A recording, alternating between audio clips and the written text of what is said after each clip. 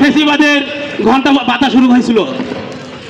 এই আগস্ট হলো সেই আগস্ট যে আগস্টের মাধ্যমে আমরা তৈরি করতে পেরেছিলাম নতুন একটি স্বাধীনতা দেশ। এই আসলে সেই আগস্ট যে আগস্টের মাধ্যমে আমরা ভোটাধিকার ফিরে পেতে যাচ্ছি। আবার কখনো কখনো শোনা হচ্ছে কোনো রাজনৈতিক দলের বড় বড় নেতারা বলছে পিআর পদ্ধতি নাকি তারা দিবে না। তারা যদি চায় পিআর নির্বাচন হবে, না তাহলে পিআর নির্বাচন হবে না। তারা তো ভাবছিল এটা তো মামাবাড়ি আবদার। গত 17 বছর ছিল কোথায় তাদের এইসব কথাবার্তা? কোথায় ছিল তাদের? তারা তো কখনো একটা বালের ট্র্যাক পর্যন্ত সরাইতে পারে বাসের সামনে থেকে। আর তারা এখন বলছে তারা ক্ষমতা এসে নাকি এই গণ অভ্যুত্থানের যারা আহত হয়েছে, যারা নিহত হয়েছে তাদের বিচার করবে। এদিকে কথা হলো নাকি? এই জন্য কি এই ছাত্র সমাজ জীবন দিয়েছিল নাকি?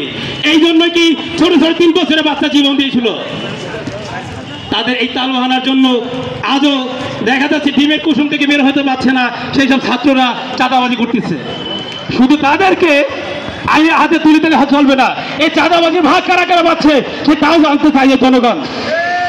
তাদেরকে বলে দিতে চাই, বাংলাদেশের মানুষ যখন একবার সেই গণভবনে ঢুকতে পেরেছে, আবার কোনোদিন দ্বিতীয়বার আবার ঢুকতে পারবে।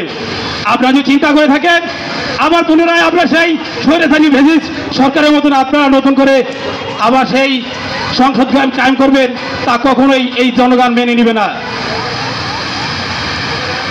আবার দেখা যাচ্ছে যাদের রেখে আপা পালিয়ে গেছে ইন্ডিয়াতে, তাদের কিছু কিছু উত্তরসূরি বাংলাদেশ এখনো আছে। এখনো বিভিন্ন রাজনৈতিক দলের সাথে দেখা যাচ্ছে তারা আশ্রয় নিচ্ছে। আমি তাদেরকে বলে দিতে চাই, এবং আমাদের দলের সভাপতি এখানে উপস্থিত আছেন, আমি ভাইকে বলবো, ভাই যারা এই সব বিভিন্ন দলের সাথে আওয়ামী লীগের অঙ্গ সংগঠনের সাথে ঢুকে যাচ্ছে, তাদেরকে এই বাংলা থেকে বিতাড়িত করতে হবে। কারণ আপনি তো সবসময় বলে থাকেন কখনোই এই বাংলাদেশ আওয়ামী লীগ রাজনীতি করতে দেওয়া হবে না, সে ছাত্রলীগ হোক, যুবলীগ হোক, কিংবা অন্য কোনো লীগ হোক। সো আমার একটি মত, সেটা হলো আমি বিশ্বাস করি কোন আওয়ামী লীগের সদস্য যদি 100টা বিন্দু রক্ত এই বাংলার মাটিতে পড়ে, সেই মাটি থেকে পুনরায় আবার একটি আওয়ামী লীগ জন্ম নেবে। তো আমাদের সবারই সোচ্চার হওয়া উচিত, এই বাংলার মাটিতে কখনো যেন আওয়ামী লীগ দ্বিতীয়বারের মতো রাজনীতি করতে আসতে না পারে।